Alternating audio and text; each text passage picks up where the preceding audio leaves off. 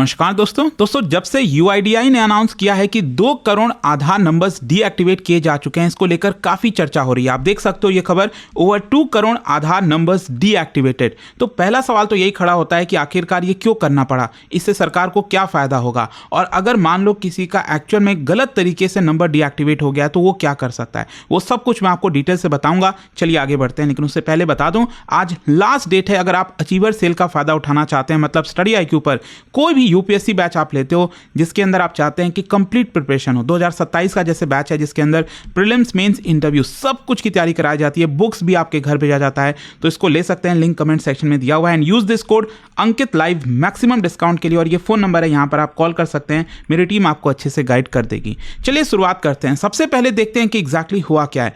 UIDAI आप सब जानते हैं, unique identification authority of India, जो पूरा आधार का फ्रेमवर्क है, इन्हीं के द्वारा चलाया जाता है। तो इन्होंने रिसेंटली 20 मिलियन से ज़्यादा, 2 करोड़ से ज़्यादा जो नंबर्स हैं आधार के, उसको डीएक्टिवेट कर दिया। और ये क्यों किया गया? क्योंकि ये जो इंडिविजुअल्स हैं उनकी डेथ हो चुकी थी। तो ये इंपॉर्टेंट है जानना कि ऐसा नहीं है कि कोई पर्सन अलाइव है, जिंदा है, उसका भी जानबूझकर कर दिया गया क्योंकि उसने गलत तरीके से एक्वायर किया, ऐसा नहीं है। सिर्फ उन्हीं पर्सन्स का यहाँ पर डीएक्टिवेट किया गया है, ऐसा यूआईडीआई का कहना है, जिनकी मृत्यु हो चुकी है। एंड ये बेसिकली एक नेशन वाइड एफर्ट चल रहा था काफ़ी समय से, ताकि जो आधार डेटाबेस है इसको क्लीन और मॉडर्नाइज किया जा सके। लेकिन इंपॉर्टेंट यह है कि जब से आधार लॉन्च हुआ है, it is one of the largest data purification exercise जो कि आधार को लेकर किया गया। तो क्वेश्चन अब ये आता है कि ये क्लीनअप की जरूरत क्यों थी? देखो कई सारे कारण हैं। सबसे पहला है मिसयूज को प्रिवेंट करना। जैसे मान लीजिए, आप सब जानते हैं आज के डेट में कोई भी अपना आधार नंबर डायरेक्टली किसी को देना नहीं चाहता है, क्योंकि बहुत सारे फ्रॉड वगैरह आजकल आने लग गए हैं। तो यहाँ पर मान लीजिए अगर आपके परिवार में, मेरे परिवार में या किसी की भी मृत्यु हो जाती है, तो उनका आधार नंबर तो अभी एक्टिवेटेड है, तो उस आधार नंबर का गलत फायदा कोई दूसरा उठा सकता है। बैंक अकाउंट्स को एक्सेस कर लेगा, मान लीजिए, आपको पता भी नहीं चलेगा। फिर इसके अलावा जो सब्सिडीज़ है वो गलत तरीके से क्लेम कर लिया जाएगा। वेलफेयर बेनिफिट्स हो गया, पेंशन हो गया। फिर इसके साथ साथ जो मोबाइल कनेक्शंस है वो कोई निकलवा सकता है, मतलब एक ऐसे पर्सन का जो जिंदा भी नहीं है, और उसके आधार के बेसिस पर मान लीजिए किसी ने मोबाइल ले लिया, कोई टेररिस्ट उसका इस्तेमाल कर रहा है, तो बहुत सारे यहाँ पर प्रॉब्लम्स हो सकती हैं। यहाँ पर जो फ्रॉडलेंट ट्रांजैक्शंस है वो किए जा सकते हैं। तो ये जो क्लीनअप है ये बहुत ज़्यादा मायने रखता है इस पर्सपेक्टिव से। दूसरा क्या है कि डेटा इंटीग्रिटी का भी सवाल है। देखो, आधार भारत का सबसे ज़्यादा यूज़ किया जाने वाला आइडेंटिटी डॉक्यूमेंट है, तो जाहिर सी बात है आपको इसको समय समय पर अपडेट करना पड़ेगा। मतलब उन्हीं का नंबर होना चाहिए जो लिविंग है, जो जिंदा है। ऐसा नहीं है कि अब 10 साल किसी को गुजरे हो गया उसका भी आधार नंबर चल रहा है, वो नहीं होना चाहिए। क्योंकि आज के डेट में आप देखोगे तो बैंकिंग, वेलफेयर स्कीम, हर जगह आधार का इस्तेमाल किया जाता है। फिर इसके अलावा यहाँ पर जो पब्लिक एक्सपेंडिचर है उसकी एफिशिएंसी बढ़ेगी। मान लीजिए क्या है कि अभी भी ऐसे आधार नंबर जिनकी मृत्यु हो चुकी है और उनके नाम पर भी पेंशन लिया जा रहा है, उनके नाम पर भी वेलफेयर स्कीम्स चल रही हैं, सब्सिडीज़ ली जा रही हैं, तो इससे सरकार को नुकसान होता है। तो वो ऑब्वियस सी बात है, आधार नंबर जब बंद होगा तो उससे रिलेटेड जितना भी पैसा लीक होता था वो बंद हो जाएगा। फिर इसके अलावा यहाँ पर एक और चीज़ है कि जो आधार नंबर डीएक्टिवेट हुआ है, ऐसा नहीं है कि वो नंबर किसी और को अलॉट हो जाएगा। जैसे नॉर्मली मोबाइल कनेक्शन के समय आपने देखा होगा ना कि अगर मोबाइल आप इस्तेमाल नहीं कर रहे हो, कोई नंबर आप इस्तेमाल नहीं कर रहे हो लंबे समय तक, तो जो टेलीकॉम कंपनीज है वो नंबर आपका हटा देती हैं, कट कर देती हैं और किसी दूसरे को अलोकेट कर देगी। कई बार होता है ये चीज़। लेकिन आधार के केस में सरकार का कहना है कि नहीं, ऐसा नहीं होने वाला। ऐसा नहीं है कि आधार नंबर आज किसी का है और वो डीएक्टिवेट हो गया तो वो किसी दूसरे को दे दिया जाएगा, उसको कोई नया आधार नंबर मिलेगा, ताकि कोई कंफ्यूजन ना हो सके। अदरवाइज काफ़ी कंफ्यूजन क्रिएट हो सकता था।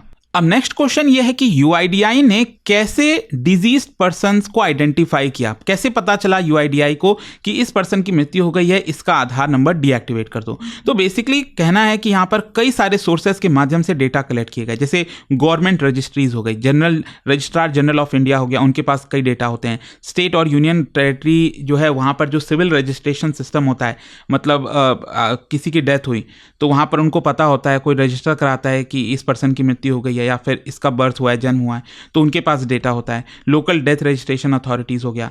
फिर इसके अलावा जो वेलफेयर स्कीम डेटाबेस होते हैं, मतलब यहाँ पर public distribution system, national social assistance programme और भी कई वेलफेयर प्रोग्राम चलते हैं बेनिफिशियरीज के नाम पर, तो उनके पास भी कई बार डेथ रिकॉर्ड आता है, तो वहाँ से इसको कलेक्ट किया गया। और बोला ये जा रहा है कि यूआईडीआई कोशिश कर रही है कि इसको इंटीग्रेट किया जाए और भी बाकी चीज़ों के साथ, बैंक्स के साथ, फाइनेंशियल इंस्टीट्यूशंस के साथ। इससे क्या होगा कि जो बेनिफिशियरीज हैं अगर जिनकी मृत्यु हो गई है वो अभी भी बहुत जगह पर एक्टिव हैं, उनका डेटाबेस में एक्टिव लिखा हुआ है, तो उसको भी एटलीस्ट डीएक्टिवेट किया जाए। अच्छा, डीएक्टिवेशन का प्रोसेस क्या है? बेसिकली डेटा मैचिंग होती है। यूआईडीआई क्रॉस वैलिडेट करती है Aadhaar number, death registration number, demographic detail, death place of death, और वो सारी चीजें मैच होती हैं तभी वो डीएक्टिवेट करती है। ऐसा नहीं है कि अंधाधुंध तरीके से बस इतने करोड़ों लोगों का आधार नंबर डीएक्टिवेट हो जाए। और मान लीजिए अगर किसी का गलती से डीएक्टिवेट हो भी गया है, ठीक है, वो पर्सन जिंदा है, क्योंकि यहाँ पर कंप्यूटराइज चीज़ें चल रही हैं, तो हो सकता है ये कई सारे मिस्टेक होंगी और आएंगी भी। तो इसको लेकर यूआईडीआई का ये कहना है कि आप इस अपना आधार नंबर रीएक्टिवेट करा सकते हो। जो आधार होल्डर्स हैं वो रीजनल या स्टेट यूआईडीआई के ऑफिस जा सकते हैं, वापस से अपना एप्लीकेशन सबमिट कर सकते हैं, और जो फ्रेश बायोमेट्रिक ऑथेंटिकेशन है, फिंगरप्रिंट, आइरिस, फेस, ये सब आपको देना पड़ेगा, और वापस से आपका जो आधार नंबर है वो रीस्टोर हो जाएगा। तो हो सकता है कई लोगों के साथ ऐसा हुआ हो कि उनका गलती से आधार नंबर डीएक्टिवेट हो गया हो, तो इससे कोशिश यही है कि परमानेंट तरीके से इसीलिए इसको डीएक्टिवेट नहीं किया जा रहा है, मतलब नंबर को हटाया नहीं जा रहा है। फिर यहाँ पर एक और चीज़ इंपॉर्टेंट है, जैसे मान लीजिए मेरे परिवार में या किसी के भी परिवार में किसी की मृत्यु हो जाती है, तो उस केस में क्या होगा कि आप के लिए जरूरी है कि उनका आधार नंबर डीएक्टिवेट कराया जाए। अभी तक उतनी अच्छी से फैसिलिटीज थी नहीं। अब यहां पर क्या किया है यूआईडीआई ने, माई आधार पोर्टल पर यह सुविधा उपलब्ध करा दी है कि किसी फैमिली मेंबर की अगर डेथ होती है और आप चाहते हो कि उस पर्सन के नाम पर गलत इस्तेमाल ना किया जाए, कोई गलत चीज़ें ना हो, तो उस लिए आप माई आधार पोर्टल पर जाकर एप्लीकेशन सबमिट कर सकते हैं। मतलब यहाँ पर आपको कई सारे डिटेल्स देने होंगे। जो सबमिट कर रहा है एप्लीकेशन, उसको अपना खुद का आधार देना पड़ेगा, डिजीज्ड जिसकी मृत्यु हो गई है उसका आधार सबमिट करना पड़ेगा, डेथ रजिस्ट्रेशन नंबर देना होगा, डेमोग्राफिक डिटेल्स देने होंगे, और ये सारी चीज़ें करने के बाद उस डिजीज पर्सन का आधार नंबर अपने आप डीएक्टिवेट कर दिया जाएगा। और ये अभी के लिए मैं बता दूं 25 राज्यों और यूनियन टेरिटरीज में अवेलेबल है, और इसको फर्दर एक्सपैंड करने की कोशिश की जा रही है। अच्छा, ये जो पूरा ड्राइव चला है ना, 2 करोड़ आधार नंबर्स डीएक्टिवेट किए गए, ये अभी से नहीं हो रहा है। 2024 के मिड से आप देखोगे ये पूरा ड्राइव स्टार्ट हुआ था। जुलाई 2025 तक 1.17 करोड़, सितंबर 2025 तक 1.4 करोड़, और अब फाइनली 2 करोड़ से ज्यादा आधार नंबर्स डीएक्टिवेट किए जा चुके हैं, जो कि भारत के इतिहास में आधार से रिलेटेड अगर आप देखोगे तो सबसे बड़ा ड्राइव ये चलाया गया। अच्छा, इसके बेनिफिट्स की हम बात करें, मैंने आपको काफ़ी कुछ बता ही दिया, लेकिन इंपॉर्टेंट ये है कि आधार बेस्ड जो फ्रॉड है वो कम हो जाएगा। इसके अलावा जो एक्यूरेसी है वेलफेयर स्कीम्स को लेकर वो बढ़ेगी, रिलायबिलिटी बढ़ जाएगी आधार ऑथेंटिकेशन की, और साथ ही साथ जो लीकेजेस वगैरह होता था सब्सिडीज़ का, पेंशन फ्रॉड का, वो नहीं होगा। इसके लॉन्ग टर्म बेनिफिट्स भी हैं, मतलब आधार एक प्रकार से कंटिन्यूअसली अब अपडेट होता जाएगा। ये सरकार ने फैसिलिटी जो निकाली है ना कि किसी भी पर्सन की फैमिली मेंबर की डेथ होती है तो वो ऑटोमेटिकली वो सबमिट कर सकता है पोर्टल पर जाकर कि इस पर्सन का आधार नंबर डीएक्टिवेट करा दीजिए। तो ये कंटिन्यूअस सिस्टम बन जाएगा। इसकी वजह से जो पूरा सिस्टम है वो डायनामिक हो जाएगा। इसकी वजह से जो राज्य हैं वो भी यहाँ पर एनकरेज हो गए कि बर्थ और डेथ का जो रजिस्ट्रेशन है उसको और मजबूत किया जाए, इससे प्लानिंग और बेटर होगी, डेमोग्राफिक एक्यूरेसी आएगी। लेकिन हाँ, इसमें बहुत सारे चैलेंजेस भी हैं, प्रॉब्लम्स भी हैं। सबसे पहला है कि weak death registration in many states. कई रूरल एरियाज में, रिमोट एरियाज में किसी पर्सन की डेथ होती है तो वो सरकार को पता नहीं चलता, डिजिटल रिकॉर्ड में मिसिंग होता है, तो इसकी वजह से कई सारे गैप्स हैं। फिर कई बार मैंने आपको बताया कि रॉन्गफुल डीएक्टिवेशन है कि गलत तरीके से, मान लीजिए किसी जो पर्सन अलाइव है उसका भी गलती से यहाँ पर आपका डीएक्टिवेट हो जाता है।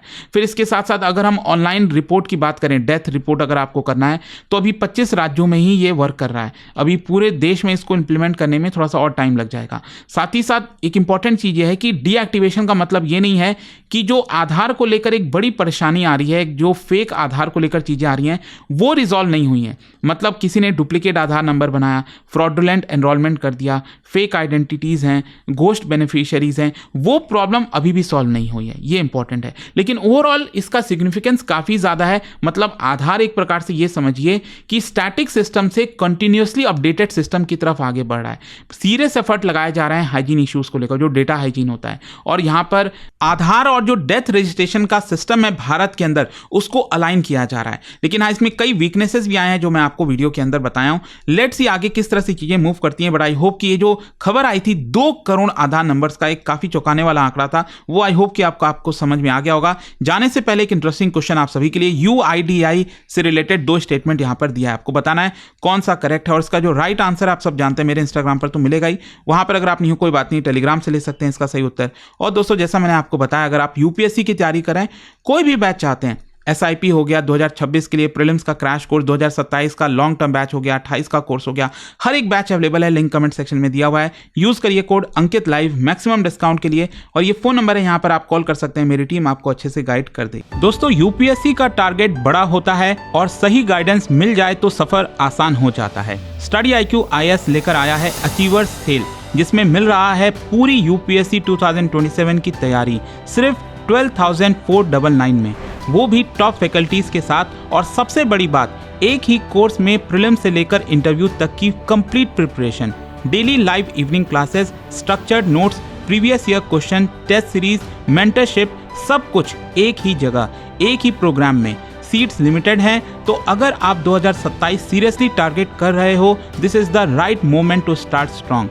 बस स्टडी IQ ऐप खोलो, सर्च करो P2I बैच, कोड यूज करो Ankit live ANKITLIVE for maximum discount. अभी भी कोई डाउट हो तो इस फोन नंबर पर कॉल करिए, ताकि मेरी टीम आपको अच्छे से गाइड कर पाए।